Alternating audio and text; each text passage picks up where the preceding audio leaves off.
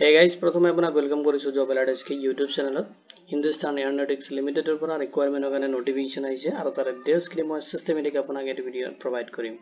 প্ৰথমতে আপুনি ভিডিঅ'টো কমপ্লিট চাই ল'ব, তাৰ পিছত যদি এইটো ৰিকুৱাৰমেন্ট ৰিলেটেড কোনো ধৰণৰ কোৱেশ্চন থাকে আপুনি এই ভিডিঅ'ৰ কমেন্ট সেকশনত কমেন্ট কৰি দিব।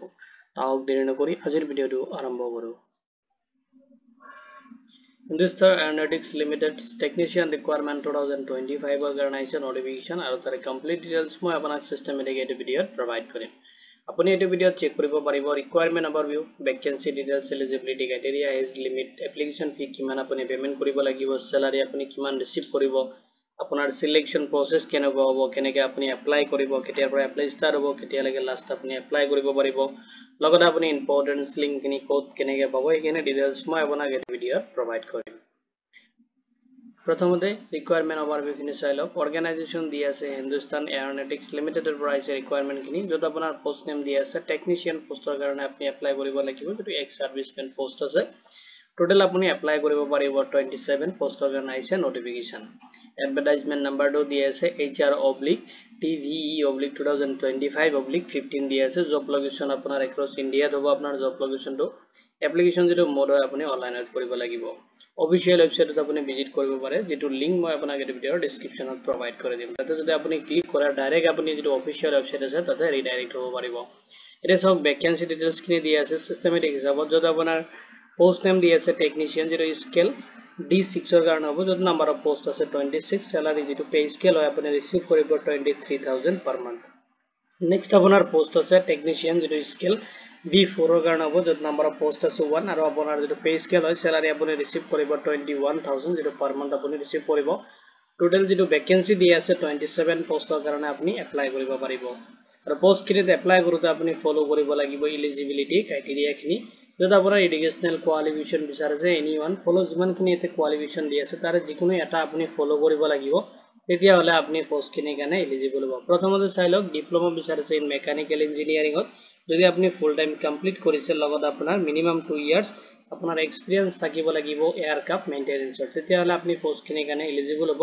আৰু নহলে আপুনি যদি আপুনি ডিপ্লোমা কৰিছে mechanical engineer from a armed forces যেটো টেকনিশিয়ান ট্ৰেড থাকে, তাতে যদি আপুনি কোনো ধৰণৰ ডিপ্লোমা কৰিছে তেতিয়া হলে আপুনি পোষ্ট খিনিৰ কাৰণে এলিজিবল হ'ব আৰু আপুনি এপ্লাই কৰিব পাৰিব। নেক্সট হক সেকেন্ডাৰীটো কমপ্লিট কৰা হ'ব লাগিব, যিকোনো ষ্ট্ৰীমৰ পৰা আপুনি হ'ব পাৰে, তো ৰেকগনাইজ বৰ্ডৰ পৰা আপুনি কমপ্লিট কৰিব লাগিব। লগতে বিচাৰিছে মিনিমাম 2 ইয়াৰ্স আপোনাৰ এক্সপেৰিয়েন্স থাকিব লাগিব এয়াৰক্ৰাফ্ট মেইনটেনেন্সৰ, তেতিয়া হলে আপুনি পোষ্ট খিনিৰ কাৰণে এলিজিবল হ'ব। পোষ্ট খিনিত এপ্লাই কৰোতে আপুনি চেক কৰিব লাগিব আপোনাৰ এজ লিমিট, যত আপোনাৰ মেক্সিমাম এজ বিচাৰিছে 28 ইয়াৰ্স লৈকে আপুনি এপ্লাই কৰিব পাৰিব। ৰেষ্ট আপুনি ক্যালকুলেশন কৰিব লাগিব মে 16, 2025 ৰ ডেট হিচাপত। এজ ৰিলেক্সেশন খিনি এপ্লিকেবল হ'ব যদি আপুনি SC বা ST ক্যান্ডিডেট হয়, তেতিয়া আপুনি 5 ইয়াৰ্সৰ কাৰণে এজ ৰিলেক্সেশন খিনি এপ্লিকেবল হ'ব, ৰিসিভ কৰিব। নেক্সট আপুনি যদি OBC বা NCL ক্যান্ডিডেট হয়, তেতিয়া আপুনি 3 ইয়াৰ্সৰ কাৰণে এজ ৰিলেক্সেশন খিনি ৰিসিভ কৰিব। যদি আপুনি PWBD ক্যান্ডিডেট হয়, এজ পাৰ দা গভৰ্নমেন্ট যেটো ৰুলছ আছে সেইটো হিচাপত আপোনাৰ এজ ৰিলেক্সেশন খিনি এপ্লিকেবল হ'ব। এপ্লাই কৰোতে আপুনি পেমেন্ট কৰিব লাগিব এপ্লিকেশন ফি, যেটো আপোনাৰ ক্যাটেগৰি ওয়াইজ ডিভাইড কৰি দি আছে। যদি আপুনি জেনাৰেল OBC বা EWS ক্যান্ডিডেট হয়, তেতিয়া আপুনি পেমেন্ট কৰিব লাগিব 200। যদি আপুনি SC ST বা PWBD ক্যান্ডিডেট হয়, তেতিয়া আপুনি কোনো ধৰণৰ এপ্লিকেশন ফি পেমেন্ট কৰিব নালাগে। যেটো স্যালাৰি হয় পে স্কেল দি আছে, আপোনাৰ যদি স্কেল যেটো D6 পোষ্টৰ কাৰণে আপুনি এপ্লাই কৰে, তেতিয়া হলে আপুনি পাৰ মান্থ ৰিসিভ কৰিব 23,000। যদি আপুনি স্কেল D4 লেভেলৰ পোষ্টৰ কাৰণে এপ্লাই কৰে, তেতিয়া হলে আপুনি ৰিসিভ কৰিব 21,000 পাৰ মান্থ। এতিয়া সব পোষ্ট খিনিত আপোনাৰ সিলেকশন প্ৰসেস কেনেকুৱা হ'ব। প্ৰথমতে আপোনাক শৰ্টলিস্টেড কৰা হ'ব এপ্লিকেশন যেতিয়া আপুনি সাবমিট কৰিব, তাৰ পিছত নেক্সট আপোনাক ৰিটেন টেষ্টৰ কাৰণে মাতা হ'ব।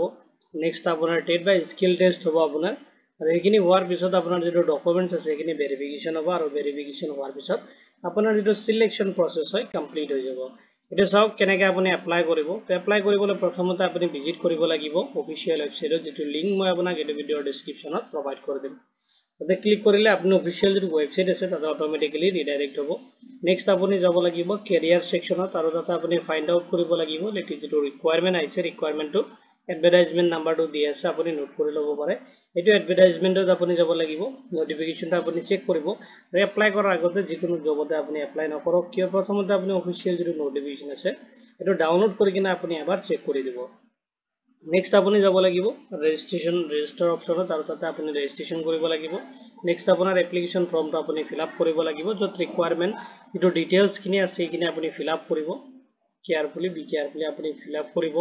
নেক্সট আপুনি আপলোড কৰিব লাগিব ৰিকুৱাৰমেণ্ট ডকুমেণ্টছখিনি। নেক্সট আপুনি আপোনাৰ যদি এপ্লিকেশ্যন পে'মেণ্ট হয়, যদি এপ্লিকেবল হয় আপোনাৰ কেটেগৰী ৱাইজ পে'মেণ্টখিনি দি আছে সেইখিনি পে'মেণ্ট আপুনি কমপ্লিট কৰিব। নেক্সট আপোনাৰ যদি এপ্লিকেশ্যন ফৰ্ম হয় ছাবমিট কৰি দিব। এই যে ফিউচাৰ ৰেফাৰেঞ্চৰ কাৰণে আপোনাৰ যদি এপ্লিকেশ্যন একনলেজমেণ্ট ৰিচিপ্টটো আপুনি প্ৰিণ্ট আউট ৰাখিব, লগতে যদি আপুনি পে'মেণ্ট কৰে পে'মেণ্ট ৰিচিপ্টটো প্ৰিণ্ট আউট ৰাখিব যে ফিউচাৰ ৰেফাৰেঞ্চৰ কাৰণে। এতিয়া চাওক ইম্পৰ্টেন্স ডেটখিনি। তো নটিফিকেশ্যন অলৰেডি ৰিলিজ হৈছে জুন 12, 2025 ডেটত, আৰু এপ্লিকেশ্যন ষ্টাৰ্ট হৈছে আপোনাৰ জুন 12, 2025 পৰা। লাষ্ট আপুনি আপোনাৰ এপ্লিকেশ্যনটো ছাবমিট কৰিব পাৰিব জুলাই 2, 2025 লৈ কিনে। ইম্পৰ্টেন্স লিংকখিনি মই আপোনাক এইটো ভিডিঅ'ৰ ডিছক্ৰিপশ্যনত প্ৰভাইড কৰি দিম। এইটো ৰিকুৱাৰমেণ্ট ৰিলেটেড যদি কোনো ধৰণৰ কুৱেশ্যন থাকে আপুনি এইটো ভিডিঅ'ৰ কমেণ্ট ছেকশ্যনত কমেণ্ট কৰি দিব। ভিডিঅ'টো চোৱাৰ বাবে ধন্যবাদ দি কিনে মই আজিৰ ভিডিঅ' ইমানতে সামৰিছোঁ।